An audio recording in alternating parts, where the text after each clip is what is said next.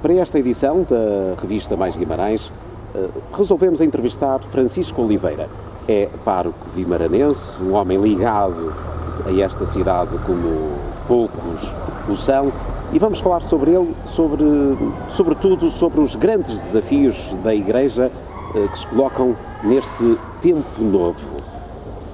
Boa tarde, Padre Francisco. Boa tarde, Eliseu. A questão principal é mesmo esta: quais são os grandes desafios que se colocam à Igreja neste novo tempo? Começava por traçar o desafio de sempre da Igreja, que é cada pessoa concreta que se encontra connosco. Jesus Cristo enviou-nos a anunciar o Evangelho aos homens e às mulheres, nas suas realidades concretas da sua existência. O Evangelho diz mesmo que seremos pescadores de homens e mulheres. Portanto, é esse o grande desafio da Igreja. Neste início do século XXI, já nesta década de 20 que estamos a viver do século XXI, o desafio da Igreja tem que ser alinhado com aquilo que o Papa Francisco nos tem pedido. Uma Igreja que tenha esta missão permanente de saída, uma Igreja que não se acomoda, uma Igreja que tem consciência daquilo que é ser minoria, mas que ao mesmo tempo é fermento no meio da massa. Isso passa pela promoção das pessoas, naquilo que é a realidade concreta de cada qual, passa por combater toda a forma de exclusão, toda a forma de descartamento que há de homens e mulheres nas suas diversas gerações, passa também por isto, uma Igreja que se coloca no mundo em parceria com o mundo, seja o mundo crente ou não crente, seja o mundo a sul ou a norte, mas em que o mundo se torna a casa comum da Igreja.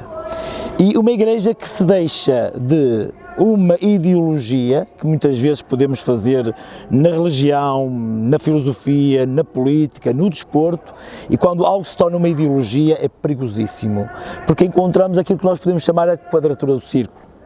E isso exclui, isso põe à margem, eu sou a verdade e tu não és nada.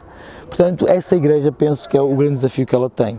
Uma Igreja que põe as pessoas, que põe o mundo em que vivemos em primeiro lugar, porque foi para isto que Cristo nos enviou. E, portanto, esta é uma fase de transformação mais acelerada, ou há aqui a necessidade de uma evolução normal que a Igreja foi fazendo também ao longo do tempo? Ou está tudo mais rápido agora? Quem me dera que fosse mais acelerada esta transição na Igreja. Porém, a Igreja tem 2000 anos de história e sempre que dá um passo, procura ter certeza desse passo. E depois há forças da posição que se tornam oposição à posição que quer evoluir, que quer responder nos tempos concretos.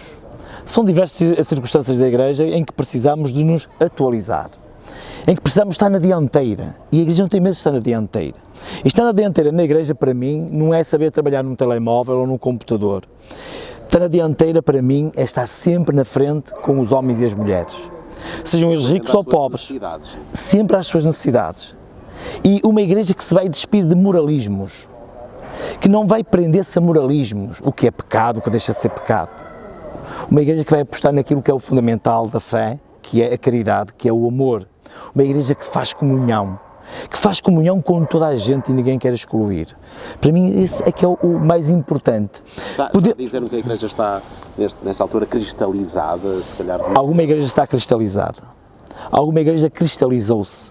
Todos nós gostamos sempre de ter privilégios, benefícios, de ter uma vida boa, de ter uma vida em que possamos usufruir e gozar o máximo possível, que ninguém nos incomode quando devemos ser incomodados, quando nos acomodamos nas realidades concretas da Igreja ou do mundo, por norma ganhamos muita teia de aranha, muita poeira, e isso torna-nos incapazes de ir além do nosso próprio umbigo.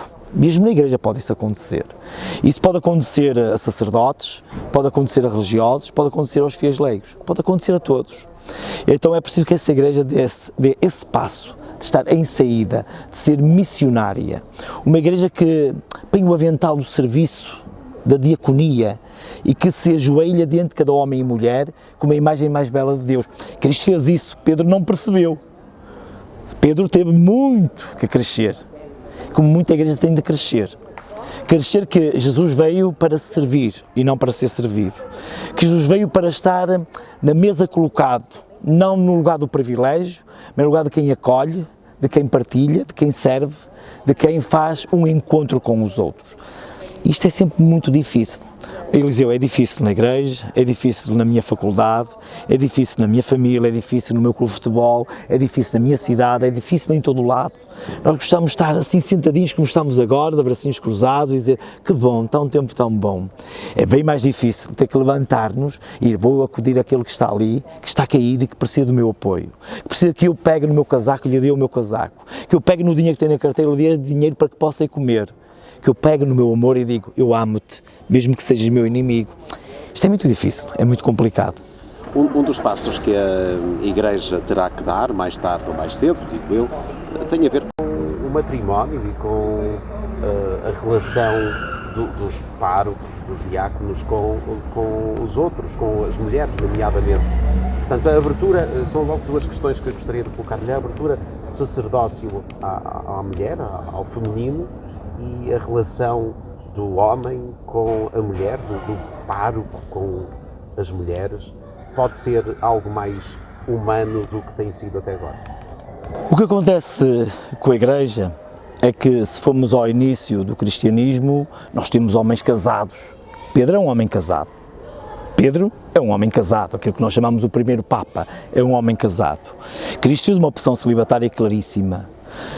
São Paulo, que a gente saiba, também era celibatário, mas outros eram casados e foram sempre assim durante muitos e muitos séculos.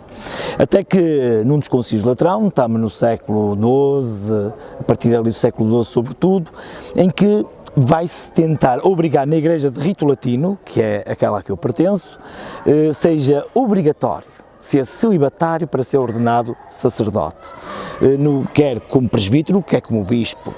Mas todos nós sabemos que, ao longo da história, muitos destes sacerdotes tiveram sempre as suas companheiras e tiveram filhos, porque a realidade da sexualidade humana está viva, não é? Nenhum de nós é castrado nesse sentido, nada.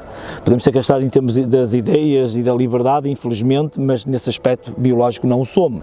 Portanto, e esses amores, vividos pelos padres, portanto, eram amores escondidos, e a verdade era escondida à própria Igreja. Cardeal Dom Henrique, tio de Dom Sebastião, o rei que nos apareceu no meio do nevoeiro, quando se propôs ser ele a dar um herdeiro à coroa portuguesa, a Roma foi claríssimo, que seja um filho legítimo. Sabíamos que ele tinha filhos ilegítimos, o seu cardeal tinha filhos ilegítimos. Agora, filho legítimo era aquele que podia suceder a coroa, logicamente. Mas os cardeais espanhóis em Roma disseram, não penses, não dá dispensa nenhuma de celibato. Continua com os ilegítimos, que não há legítimos para ninguém. Porque a Espanha não interessava isso. Interessou aquilo que foi o domínio espanhol, com as duas coroas na cabeça do mesmo rei, o Filipe de Portugal e de Espanha. Portanto, isto era a realidade que tínhamos. E porquê é que isto aconteceu? Eu estou convencido que o celibato é um dom maravilhoso que a Igreja tem, em que a disponibilidade e o serviço marca profundamente cada homem que se dá à Igreja. Tudo bem, mas que o seja livremente. A Igreja não me obrigou a ser celibatário, não. Eu aceitei ser celibatário, sim, é verdade. Todavia é uma condição sine qua non para que eu possa ser ordenado. Ou és ou não és. És, podes ser ordenado, não és, não podes ser ordenado, portanto não há hipótese. E porquê é que isto aconteceu? Devia ser uma escolha livre. Uma escolha livre.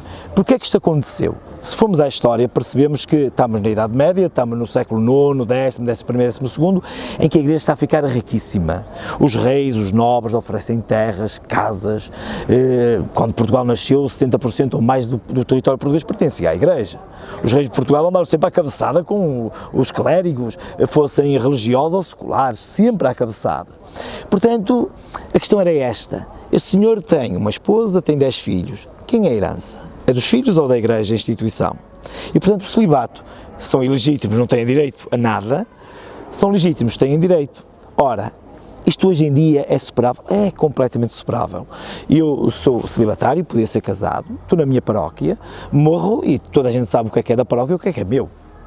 Nem que isso tivesse que ficar mais clarinho, para que os familiares não fossem lá ou os filhos buscar aquilo que não era deles, mas que é da paróquia. É fácil resolver isso. Porquê é que se resolveu? E aqui é que está para mim a questão mais grave, Eliseu. É a relação doentia que alguma igreja tem com o sexo e a sexualidade. E a forma como vemos a mulher como a Eva pecadora que tentou o homem. Maria Madalena, dizem alguns, foi prostituta. Onde está isso na Escritura? Onde está isso na Escritura? O que sabemos é que Maria de Magdala era uma mulher riquíssima. Ela, Joana e outras ajudaram Jesus a viver 3 anos sem fazer nada. Foi o dinheiro delas que bateu lá. Sabemos que foi um Papa, um grande Papa, que a difamou como prostituta. Que a doença dela seria ser prostituta. Como sabes, infelizmente, muitas vezes na linguagem do homem dito macho, toda a mulher é P. O que é grave. Olhar para a mulher como se fosse um corpo de pecado. Quando é um corpo de amor, como é o teu corpo, como é o meu. A sociedade olha a mulher de forma completamente diferente, de outros séculos, portanto era a altura de a Igreja avançar. Era. E até para dar-lhes a possibilidade também de exercerem. Completamente de acordo. Agora, olha aqui uma coisa. Eu, infelizmente, não sou tão otimista em relação à sociedade. Eu continuo a ver muita violência doméstica, continuo a ver gente mais nova que nós a maltratar as mulheres, continuo a ver uma publicidade sexista, mesmo pornográfica, continuo a ver florescer a prostituição, não porque eu quero ser, mas porque são este jogo de tráfico humano, de exploração do corpo humano, e hoje a prostituição é masculina e feminina, como sabes, como sempre foi, mas hoje é clarissimamente assumida também a masculina, e portanto esta coisa de estamos numa sociedade em que o corpo, a mulher está melhor, tenho as minhas dúvidas. Agora, que a Igreja devia ter a coragem de fazer com que a mulher fosse mais ativa, mais presente, e elas são, vais a qualquer comunidade, elas são a maioria, vais a qualquer comunidade, são as catequistas, fazem a limpeza, estão nas contas, são elas que estão connosco, onde estão os homens? Há sociólogos que dizem que a Igreja, quando deixou de ser guerreira, nos fins da Idade Média, passou a ser a Igreja das Devoções, tornou-se mais feminina, e por isso os homens se afastaram e as mulheres se aproximaram mais. Talvez. São leituras possíveis da história a partir da sociologia. Não digo o contrário. Agora, o que é preciso é, mais que por a questão do sacerdócio, porque não temos dados históricos sobre mulheres sacerdotes, mas temos um dado fundamental. Maria Madalena é a primeira testemunha de Cristo vivo e ressuscitado. É ela que mostra em toda a intimidade daquele diálogo no Evangelho com Jesus Cristo. E à partida não há nada que as impossibilite de exercerem um melhor trabalho pela Igreja do que os homens. A princípio não, só que, pronto, isto às vezes é um chavão pós-moderno, mas podemos falar que a dimensão patriarcal e machista está presente na Igreja. Está presente na Igreja. Francisco, ainda agora, deu cargos de importância maior a mulheres religiosas, a mulheres.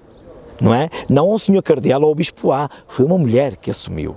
O número 2 hoje do Vaticano é uma mulher, não é um cardeal, é uma mulher. Há passos tremendos a ser dados. Para o sacerdócio, vamos ser um bocadinho mais contidos, vamos pesar isto melhor, porque há uma coisa que não podemos permitir. Na semana passada celebrámos a unidade dos cristãos, que é dividir mais cristãos. Há cristãos que se dividem nestas questões. Então vamos dar um passo, vamos deixar amadurecer e, sobretudo, aquilo que eu gostava neste momento de recuperar era mulheres diáconos. Tivemos na história mulheres diáconos. A última que conhecemos foi no século XII.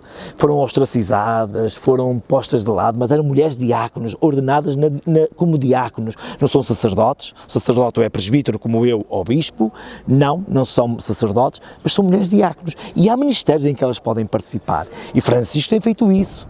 Já fez com que o Ministério de Catequista seja uma instituição, já fez com que leitor e acólito também o seja, onde podem ser admitidos homens e mulheres. Portanto, há passos a ser dados, entendes? Há passos a ser dados. Todavia, é preciso reconhecer esta igualdade tremenda à mulher na Igreja. E a Igreja tem que dar esse passo. E por isso eu dizia ao bocado alinhar-nos com Francisco, porque o Santo Padre está a fazer esse esforço. E está a fazê-lo de forma concreta. Isso é maravilhoso. E se formos este padre, não é? Neste caso o Papa Francisco, é mesmo uma lufada de ar fresco na Igreja, sente-o assim? É. Eu admirei muito Bento XVI e continuo a admirá-lo pelas atitudes que ele teve. Ele é um intelectual, é um teólogo que sabe filosofia, portanto diz muito também a mim, que tem coisas maravilhosas, de uma profundidade tremenda e maravilhosa. Quando o fizeram bispo, ele foi um fiasco. Não nasceu para ser pastor, digamos assim, embora seja um padre secular como eu. Quando foi cardeal, que o Papa João Paulo II levou, foi pela sua categoria académica. Quando o fizeram Papa, ele conhece os meandros do Vaticano, e o Vaticano tem muita podridão, infelizmente, como todas estas instituições que durante anos e anos fizeram aquele ciclo vicioso de favores, entre alto clero, de favores, de lobbies, fala-se de lobbies de muita espécie, não vou nomeá-los, que vão controlando o Vaticano. E Bento XVI, humildemente, disse: eu não tenho saúde nem força para isto. Só um homem inteligente faz isto, Eliseu. Só um homem inteligente sabe, eu tenho que parar, não é para mim, sai. E põe-se no anonimato. Ele vai fazer isto e aquilo, não faz nada, está no anonimato. Quando se percebe que é um ato de maior coragem essa... Maior coragem, e depois há os preconceitos em relação a ele, não é? Havia preconceitos e há preconceitos em relação a ele. Quando em Munique há uma comissão sobre a pederastia, que eu não uso a palavra pedofilia, porque eu não vou buscar o inglês, os ingleses não sabem nada de grego e latim e por isso dizem pedofilia. Não é pedofilia, pedofilia é amigo das crianças, é pederastia, abuso de crianças. É assim que devíamos dizer, como dizem os espanhóis, mas os portugueses, pronto, andamos nesta norma inglesa, paciência. Quando se fez o estudo da pederastia na Alemanha, em Munique, eles disseram, a comissão disse, Bento XVI, como bispo, falhou. Tentaram defendê-lo, ele ao fim de 2 dias disse, falhei. Eu disse, este homem é enorme. Falhei porque fiz aquilo que era o normal. Falhei porque era aquilo que estávamos habituados a fazer, não sabia o que fazer. Este homem é enorme, um homem que reconhece os seus erros, mesmo que não tenha sido ele a praticá-los, mas permitiu, porque omitiu, porque não agiu como devia agir, segundo a nossa ótica agora, mas não era assim que se pensava nos anos 60, não era assim que se pensava nos anos 60, isto é, são crianças, foi um abuso, isto vai passar, isto foi um desvio qualquer, não, há taras, há indivíduos que não conseguem deixar de violar, que não conseguem deixar de bater, não conseguem deixar de roubar, há taras. Na igreja ou fora da igreja? Na igreja e fora da igreja. E esse processo está também a decorrer em Portugal, portanto há um processo de avaliação de algumas denúncias de abusos na igreja em Portugal.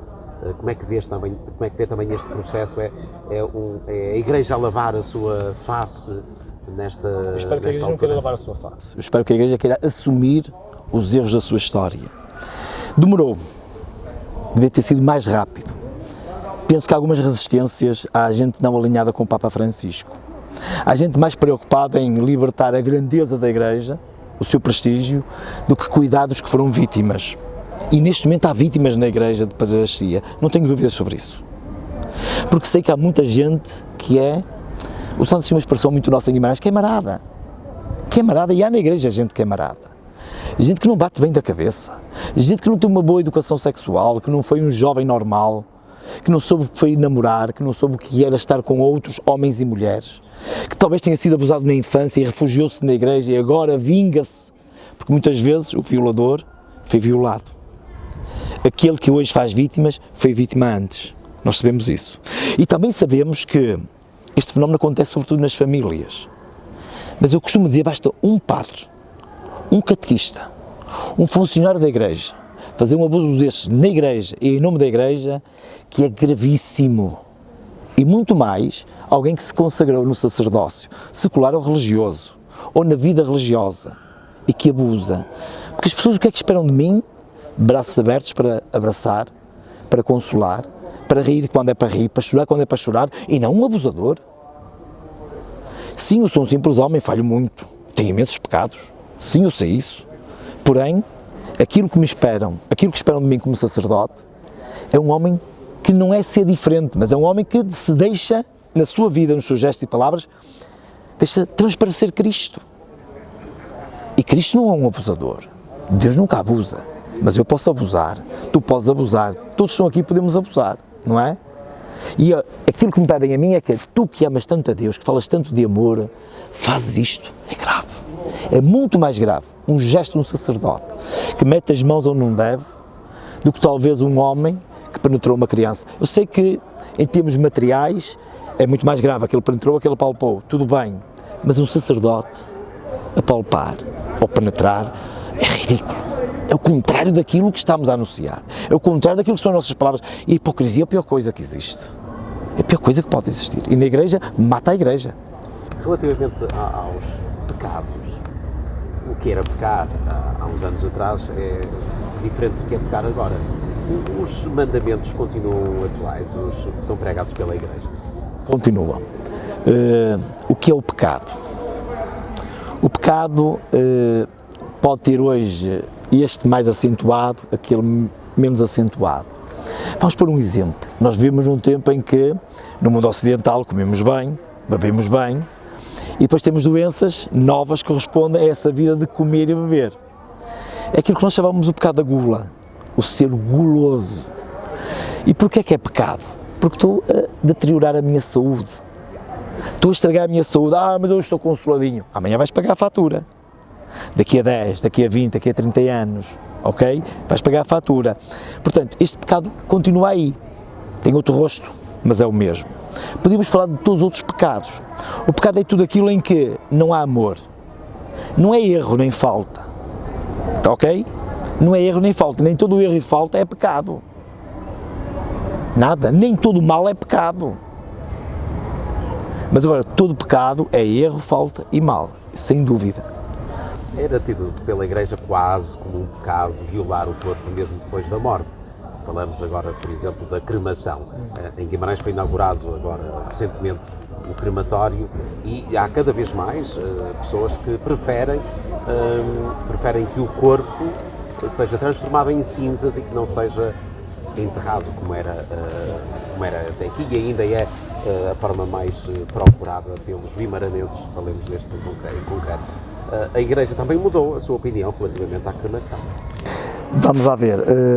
O cristianismo afirma-se num contexto que é o contexto do mundo grego, ou greco-romano, onde o corpo era considerado matéria e, portanto, era mau, não prestava. E não estou a falar de Platão. Platão precisa ser lido de uma forma diferente. E, portanto, a origem do mal é o meu corpo, é a minha matéria. Ora, desprezar o corpo era possível em Roma e na Grécia. O cristianismo vem afirmar uma filosofia da carne, como diz Michel Henry. Michel Henry diz isso de uma forma extraordinária. E o próprio Deus assumiu a nossa carne, como diz São Paulo aos Gálatas, nascido de mulher. Ou assumiu a nossa carne e ele santificou-a. Isto é, em reação, por exemplo, a certas filosofias gregas que desprezavam a carne, que vão entrar no cristianismo pelo gnosticismo e pelo manicaísmo, infelizmente entraram no cristianismo, sem dúvida, a Igreja vai afirmar a ressurreição da carne. Portanto, a carne, o homem é um todo. Eu não sou carne e espírito, corpo e alma, não, eu sou um todo. E é este todo que vai estar na presença de Deus. Eu verei a Deus na minha própria carne, diz o livro de Jó. Eu verei a Deus face a face, diz São João. Portanto, a carne para nós é algo que faz parte da nossa humanidade. E o centro da fé cristã é o homem e a mulher, a pessoa concreta. E o conceito de pessoa não vem de forma nenhuma, nem do mundo grego, nem do mundo romano, do teatro, não. Vem do conceito da Santíssima Trindade, que é feito de comunhão. São as três pessoas distintas e um só Deus. Portanto, é esta pessoa que estamos a falar que faz comunhão. E o meu corpo faz comunhão. Falávamos há um bocado, faz comunhão com a minha mulher, faz comunhão com o meu amigo, faz comunhão com o meu aluno, faz comunhão com o meu paroquiano. É o corpo que permite, é o corpo que é batizado, que é ungido, é o corpo que é beijado, que recebe a Sagrada Comunhão. E a Igreja, perante isto, começou de tal forma a sacralizar o corpo que depois criamos uma série de mitos em que, sei lá, ainda me lembro de ouvir umas pessoas dizer cortar a perna, depois como é que eu vou para a ressurreição? Vou coxo? Por amor de Deus, quer dizer, isto é infantil, isto é uma fé infantil, nada disso. A Igreja, de facto, deixou a cremação porque seguíamos o rito que fomos buscar, sobretudo, ao mundo semita. Se tiveres o cuidado de ver isso, quer entre os judeus, quer entre os árabes, os corpos são enterrados, de formas diferentes daquelas que nós fazemos, mas são enterrados. A cremação era típico aqui na Europa. E a cremação está de regresso, está.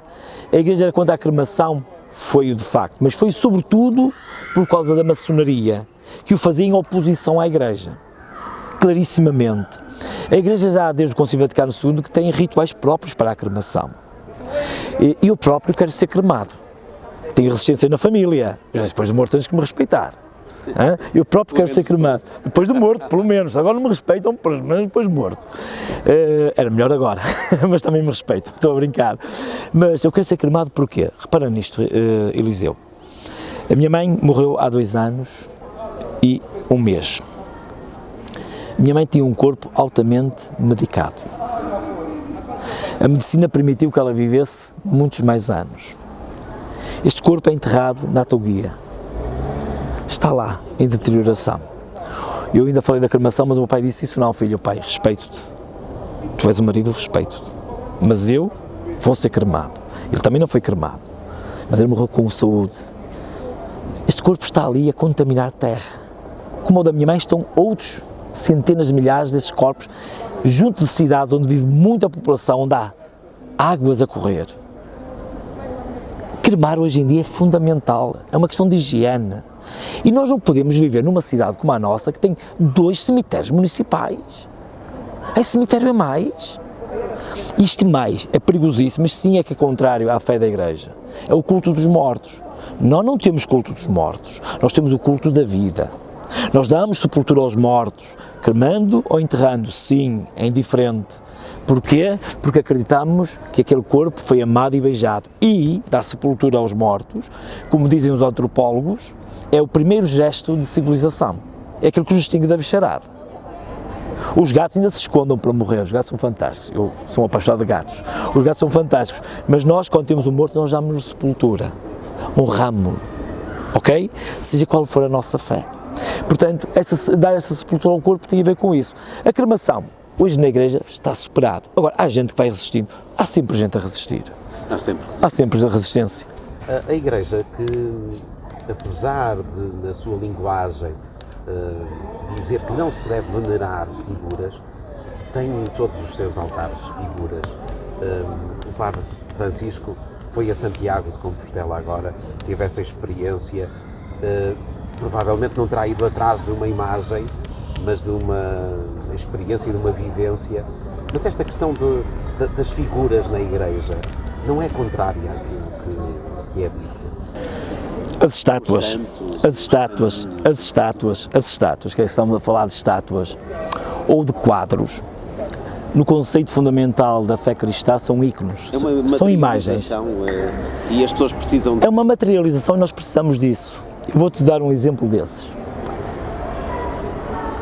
Tu tens os teus filhos. Tu gostas de ter fotografias dos teus filhos. No teu telemóvel eu tenho o meu pai e a minha mãe. Tu tens no teu telemóvel certamente alguém que te diz muita coisa.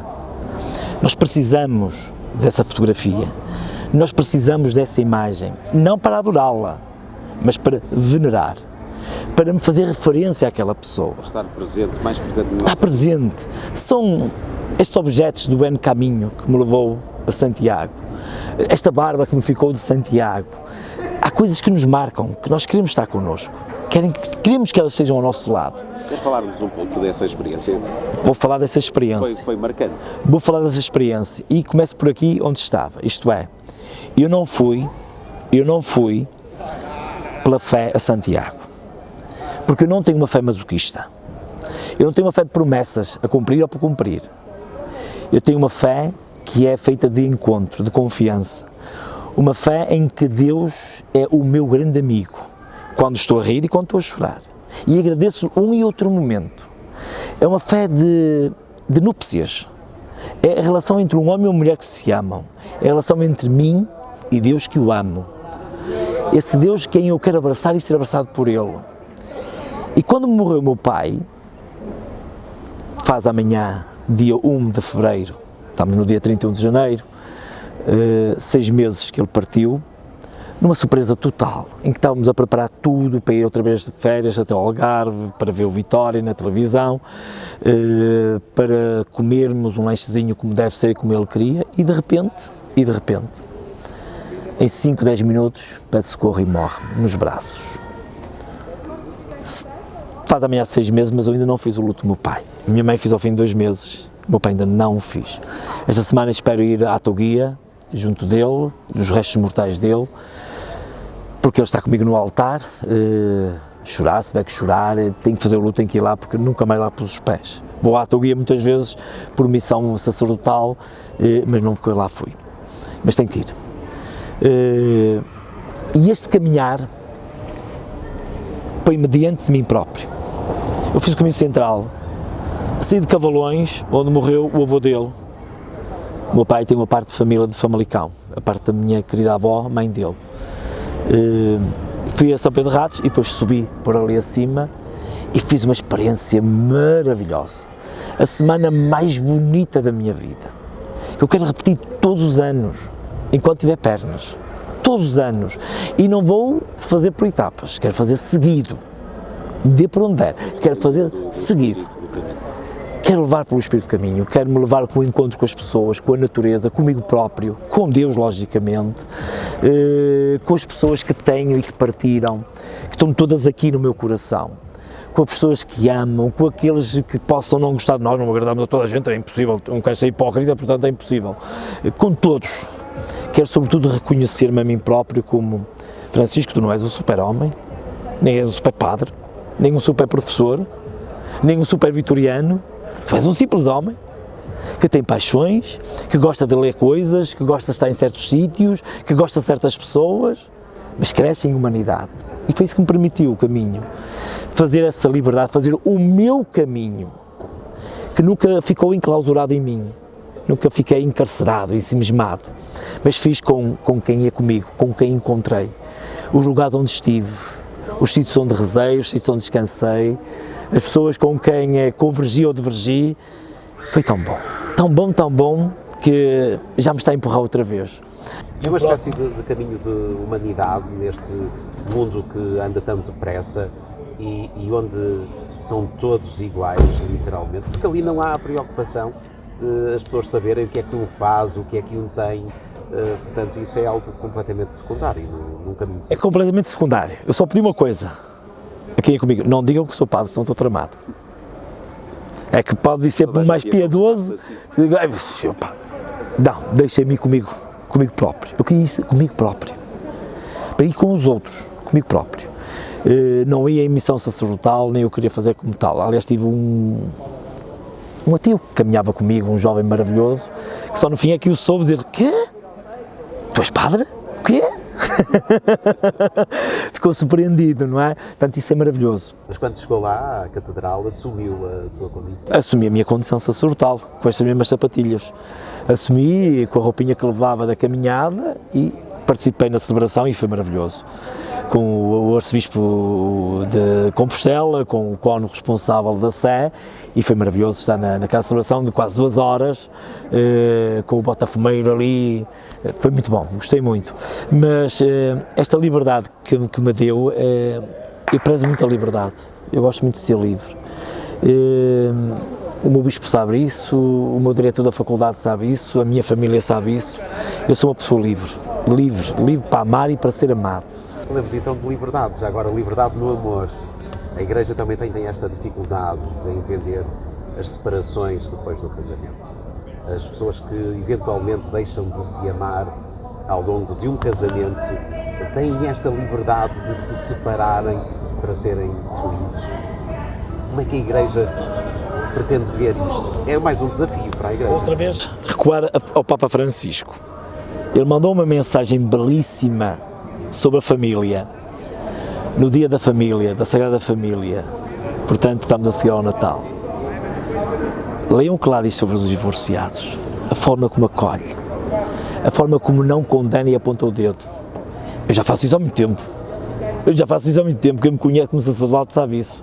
O Papa Francisco não tem problema se formos unidos em união de facto, se estivermos unidos com o segundo casamento, se tivermos... O Papa Francisco não tem problemas com isso. O Papa Francisco pediu quando que chegou, não sejam fiscais. Eu não sou fiscal, eu sou pastor e o pastor está aqui para acolher as ovelhas, mesmo que anda perdida vai buscá-la, deixa as outras e vai buscá-la e fica todo contente porque ela vem com ele. Ou carrachucho, esta expressão tão bonita que nós temos, ou carrachucho, como se fosse um filho nosso e é filho nosso. E portanto, as palavras do Papa Francisco sobre os divorciados são magníficas. É um parágrafo pequenito, procura. Vou ler atentamente. Belíssimo, senão eu depois forneço disso. O Padre Francisco, que nasceu aqui ao lado, na Rua Nova, ali ao lado, daquele lado, ali mas ao lado, vive aqui na Rua Nova. Vila Verde. Nasceu em Vila Verde, vive na Rua Nova. Portanto, São Sebastião, fronteira com Urgeses, Vila Verde de Urgeses. Tem um vimaranense daqueles de gema, literalmente. Sei, os meus irmãos dizem que não porque eu nasci fora das muralhas. Eles dizem que sou de Gema, mas eu nasci fora das muralhas, mas sou de Gema. Portanto, Sou de Gema. temos esta, há pouco, e antes de iniciarmos esta conversa, até falávamos sobre os vimaranenses que não nasceram em Guimarães.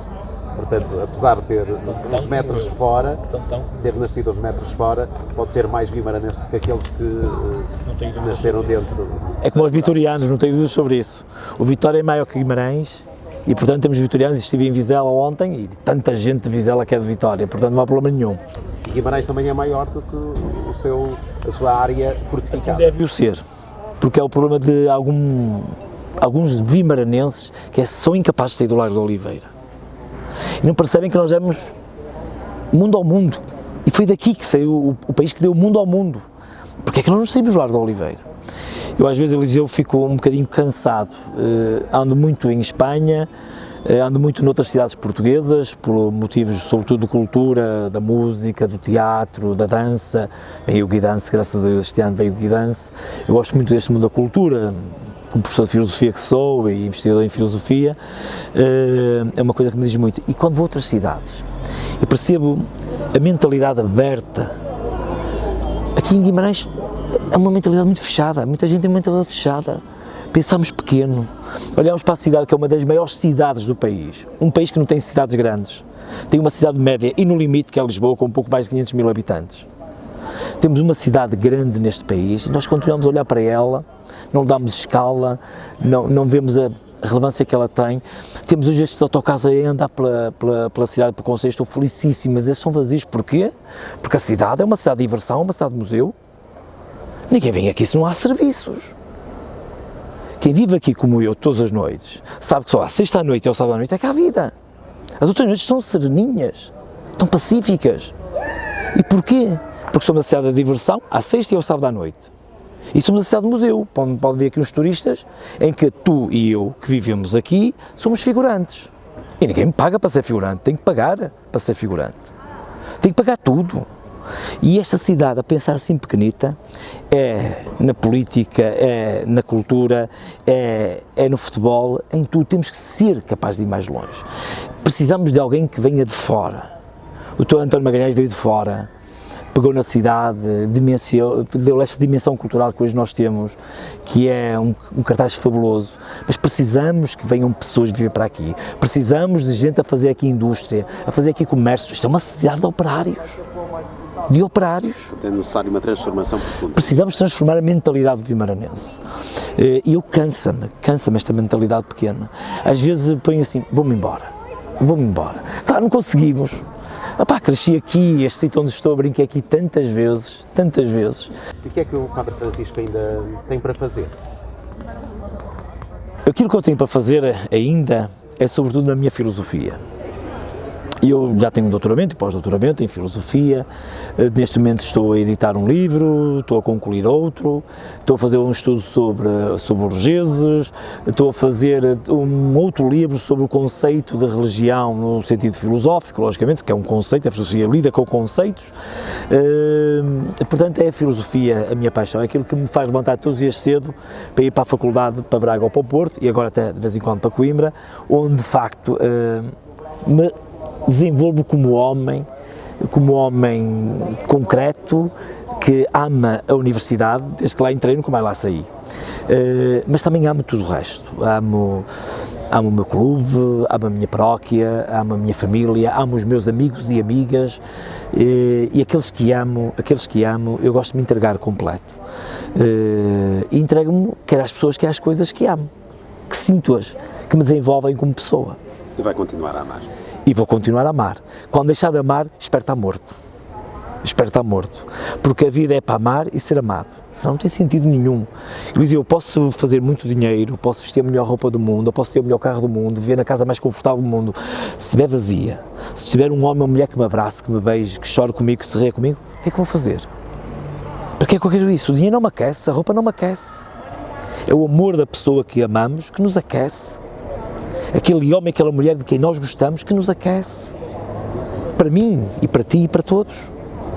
Senão depois ficamos numa sociedade de deprimidos. Esta sociedade de bem-estar em que nós vemos no Ocidente, a quantas pessoas que andam aí deprimidas, que andam doentes, mas têm tudo. Quantas refeições temos nós por dia? Quanto tem um pobre desgraçado em África refeições por dia? Uma? E má? Quanto ganha ele por dia? E por mês? Aquilo que eu ganho numa hora, se calhar. E tanta gente deprimida, tanta gente preocupada com coisinhas do caracacá, quando há tanta gente que tenta sobreviver e nós temos tudo e desbaratamos. Muito obrigado. Ok, bem haja. Sim, senhora.